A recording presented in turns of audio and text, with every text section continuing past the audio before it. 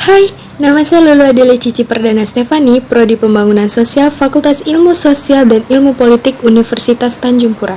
Di sini, saya akan membicarakan tentang virus yang sedang mewabah, yaitu novel coronavirus atau COVID-19.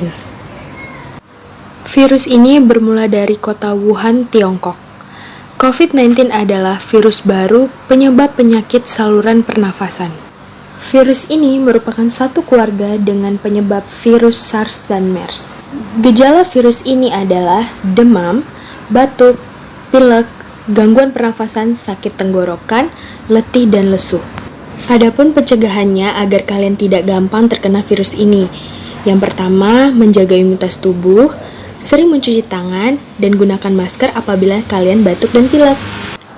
Lalu, bagaimana kondisi Indonesia dengan situasi sekarang?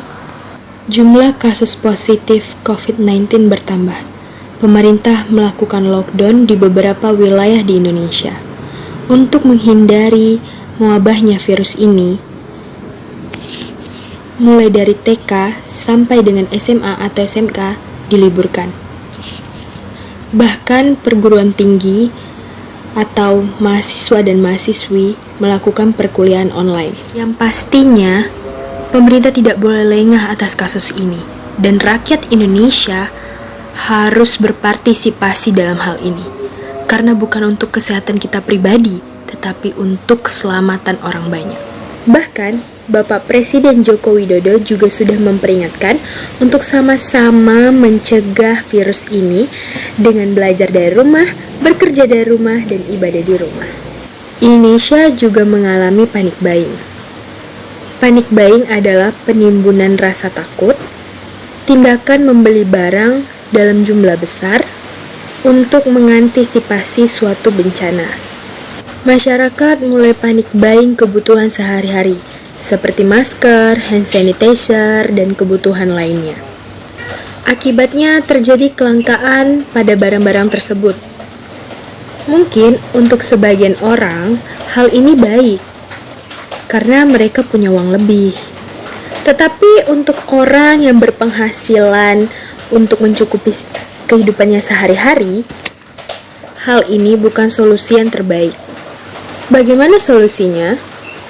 Ya, solusinya adalah membeli barang seperlunya saja, karena hanya bukan kita yang perlu, tetapi orang banyak. Dengan kita melakukan seperti itu, mungkin tidak terjadi kelangkaan pada barang-barang tersebut. Karena seperti masker, hand sanitizer, dan lain-lain, banyak sekali yang masih membutuhkan seperti tenaga medis. Adapun beberapa influencer yang sudah menggalang dana untuk tenaga medis. Donasi yang digalang danakan untuk menyediakan masker, hand sanitizer, sarung tangan plastik, dan alat perlindungan diri. Belakangan ini rame sekali diperbincangkan dengan hashtag di rumah aja. Menurut saya, social distancing adalah salah satu cara untuk mencegah virus corona. Mengapa? Karena social distancing adalah untuk menjaga jarak antara satu dengan yang lain. Menghindari kontak langsung adalah cara terbaik. Mengapa kita diliburkan selama 14 hari dan harus berada di dalam rumah? Dr. Reisa Brotoasmoro memberikan penjelasannya di akun Instagram pribadinya. Berikut penjelasannya. Informasi ini dikutip dari Dr. Reisa Brotoasmoro. Bagaimana 14 hari mampu menghentikan laju penularan COVID-19? Yang perlu kita ketahui, anak-anak memang senang libur sekolah 14 hari.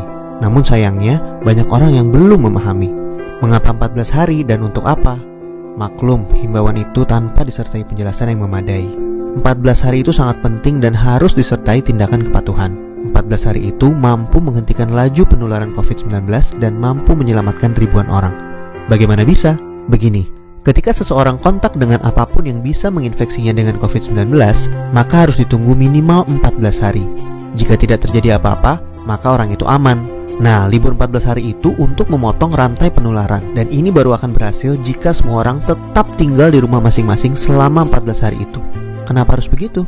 Contoh, seorang anak mulai libur tanggal 16 Maret selama 14 hari. Dia akan masuk sekolah lagi pada hari ke-15. Ternyata anak ini dan keluarganya menggunakan waktu libur itu untuk jalan-jalan, mengunjungi kumpulan orang, ke tempat saudara, ke mall, dan lain-lain. Seandainya dia jalan-jalan di hari ke-10 dan tertular COVID-19 di tempat yang ia kunjungi, mungkin pada hari ke-14 atau 15 belum ada tanda-tanda dia sakit, tetapi dia sudah membawa COVID-19 di tubuhnya dan berpotensi menularkan. Andai dia masuk sekolah pada hari ke-15 dan seterusnya, maka 14 hari libur sekolahnya itu tidak ada gunanya. Penularan terjadi juga di sekolah, efek domino akan berlangsung dan rantai penularan tidak terputus. Untuk itu semua orang harus bekerja sama. Semua warga Indonesia harus membantu dan warga harus kompak, yaitu patuh untuk tidak kemana-mana dalam 14 hari itu kecuali untuk hal yang sangat perlu. Waktu 14 hari itu berguna untuk saling pantau. Jika ada orang yang menunjukkan gejala-gejala menderita serangan COVID-19, bisa segera ditangani dan hopefully penularannya hanya stop di dia, karena dia tidak kontak dengan orang lain dalam 14 hari itu. Jadi, mari kita mengisolasi diri untuk diri sendiri dan orang lain. Mungkin pula dalam skala besar untuk umat manusia. Mohon bantuannya untuk share dan jelaskan hal ini kepada orang lain, supaya semua patuh dan pemerintah terbantu untuk stop penularan COVID-19. Jika tidak, maka 14 hari libur itu percuma. 14 tahun pun tak bisa stop penularan. Semoga kondisi dunia segera pulih. Dr. Reysa Broto Asmoro. Masa penularan COVID-19 minimal 2-14 hari sampai muncul gejala tersebut. Artinya, orang itu tetap bisa merasa sehat meski ternyata dia terinfeksi virus. Jadi, saran saya agar memutuskan rantai virus ini untuk tidak semakin mewabah adalah tetap tinggal di rumah, hindari beraktivitas banyak di luar rumah, hindari keramaian, apabila keluar rumah jaga jarak. Hal yang paling penting adalah menjaga daya tahan tubuh atau imunitas tubuh supaya virus ini tidak gampang masuk ke dalam tubuh kita. Rajinlah mencuci tangan, dan yang paling penting adalah perbanyak doa. Hold your hand till it goes cold. Hold my tears until you go.